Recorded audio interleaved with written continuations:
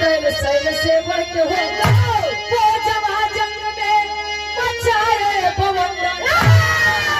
अरे गीत गाए जमाना सदा सोरे का लेखनी को यदव से चलाए सुरेंद्र।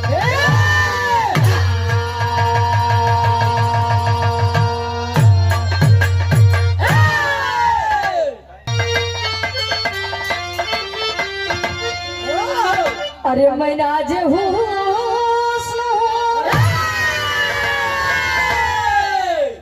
अरे मैं आज हूँ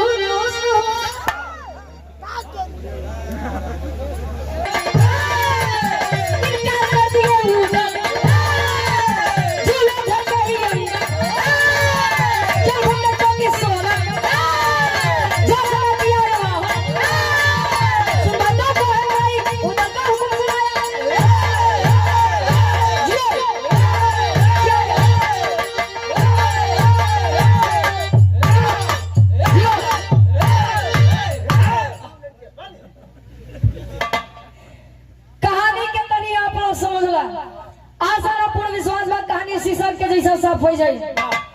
महुआ नगरी में आल्हा उदल जी आल्हा के पत्नी सोनवा जी देखे में इतनी खूबसूरत रहे, इतनी सुंदर रहे,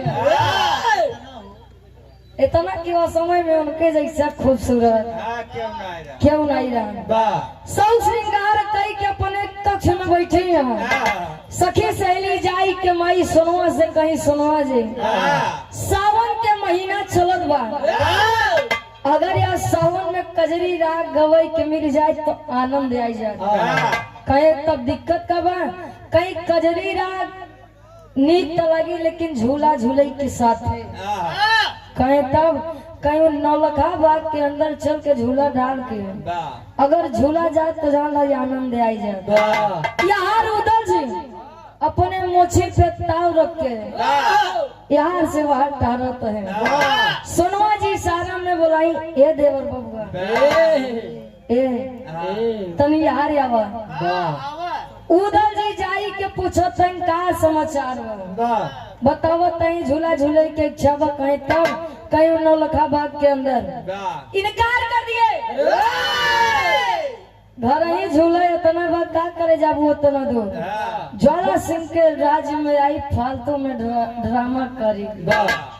माई देवला से जाई के कहा तई कैसन वीर पैदा किए आप, कैसा वीर पैदा किए हैं आप।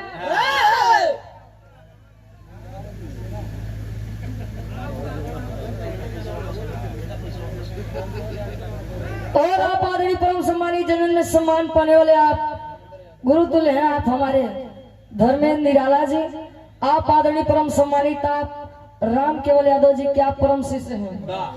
आपके द्वारा बहुत ढेर सारा हमारे पुरस्कार आशीर्वाद के चारों चरणों में कोट कोट नमन है। आशीर्वाद के चारों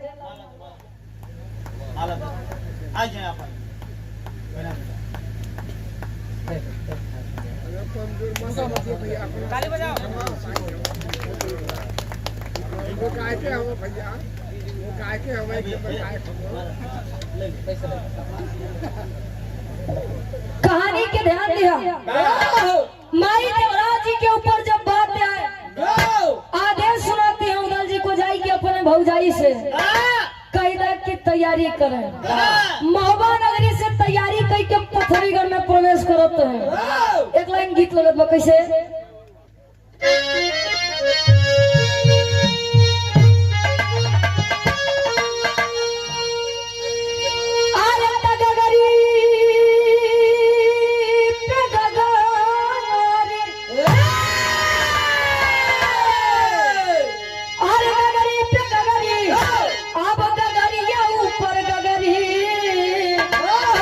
गगरी छुआई जय है रजो, गगरी छुआई जय है रजो, ता जय है धर्म वनसाई हो। गगरी छुआई जय है रजो, जय है धर्म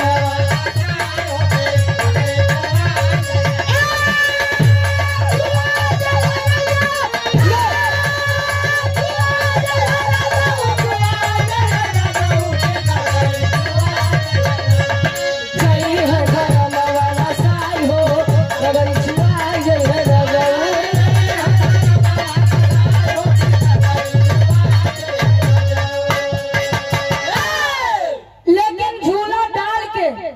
वहाँ नौलखा बाग के अंदर उदल जी कहा का कहे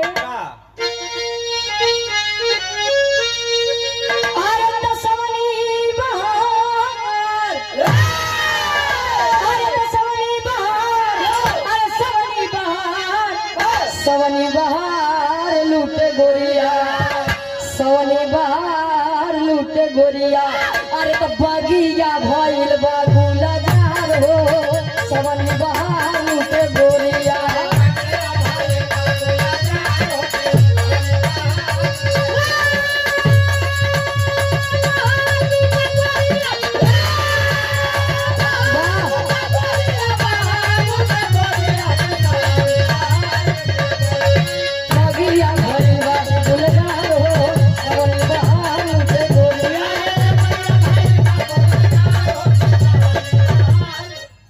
उधर ही समझते हैं कहे कि हम जैसा वीरन के काम ये झूला झूलम नहीं बा, हम जैसा वीर के काम का बा तैयारी करो थे। अरे डाली के झूलनवा उधर अब खोजे शिकार हो, पत्थरी के ज्वाला राजा आइते ही बार हो,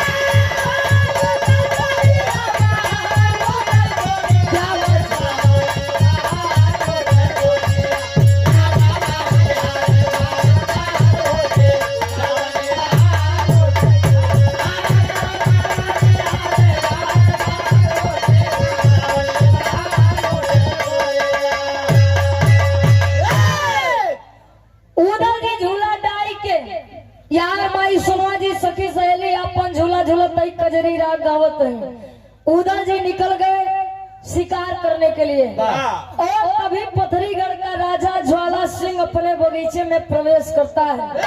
सोचा तो आखिर इतना शोर शराबा हमारे प्रदेश में, वो हमारे बगीचा में आज तक नहीं भाई, आज कहाँ से हो गया।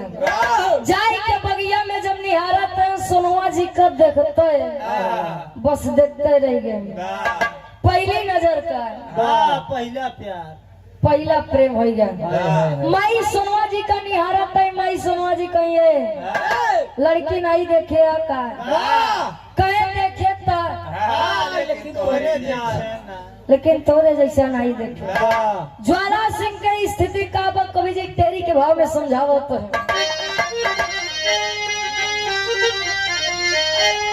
अरे तब बुझाई कैसे दिल के अगिया, अरे तब बुझाई कैसे दिल के अगिया, पागल भ्रमर हो गया देख कुसुम का राम,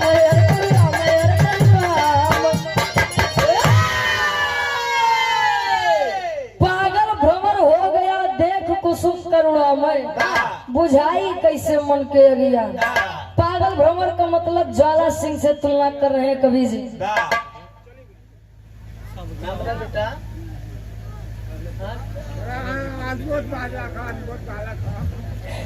छोटा सा मुन्ना है, आप हमारा छोटा भाई है। 51 रुपए का महान आशीर्वाद, पढ़ लिख के अपने जिला जवार के नाम रोशन करो, अपने माई बाबू के नाम रोशन करो। पागल भ्रमर का मतलब कवि जी तुलना कर रहे हैं ज्वाला सिंह से, और कुसुम करुणा में कुसुम का मतलब फूल होता है। सोनवा जी के तुलना यहाँ माई सोनवा जी से करते हैं। भवा का ज्वाला सिंह आई के चौरा पे बैठ के